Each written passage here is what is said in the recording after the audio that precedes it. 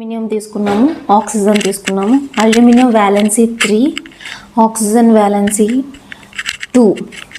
So ఈ రెండు వ్యాలెన్సీస్ని Chris క్రాస్లో రాసుకోవాలి. అల్యూమినియం వ్యాలెన్సీ 3 కాబట్టి ఆ 3ని ఆక్సిజన్కి రాసుకోవాలి, ఆక్సిజన్ వ్యాలెన్సీ అనేది అల్యూమినియంకి రాసుకోవాలి. సో అలా మనం ఇక్కడ ఫార్ములా అనేది రాసాం అల్యూమినియం ఆక్సైడ్కి. అలాగే third one calcium and oxygen. So ఈ రెండిట్లో కంపేర్ చేస్తే కాల్షియం అనేది మెటల్, ఆక్సిజన్ అనేది నాన్ మెటల్. ఓకే, మీకు ఫ్రీక్వెంట్గా ఎలిమెంట్స్ అనేవి చూస్తూ ఉంటే సో మీకు ఏవి మెటల్స్ ఏవి నాన్ మెటల్స్ అనేవి ఐడియా వస్తుంది. సో కాల్షియం వ్యాలెన్సీ అనేది 2, ఆక్సిజన్ వ్యాలెన్సీ మనకు ఆల్రెడీ తెలుసు 2. సో రెండు వ్యాలెన్సీస్ని క్రిస్ క్రాస్ చేస్తే రెండిటికి 2 వస్తుంది, Ca2O2. సో 2 క్యాన్సిల్ అయితే మనకి CaO అనేది దీని యొక్క formula calcium oxide.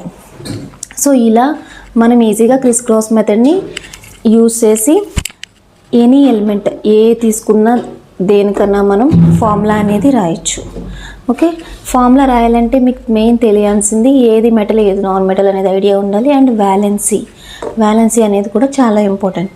So valency అనేది ఎలా ఫైండ్ అవుట్ చేస్తామో ఈజీగా వ్యాలెన్సీ గుర్తుపెట్టుకోవడానికి ట్రిక్ ఏంటి అనేది నేను నెక్స్ట్ వీడియోలో చెప్తాను.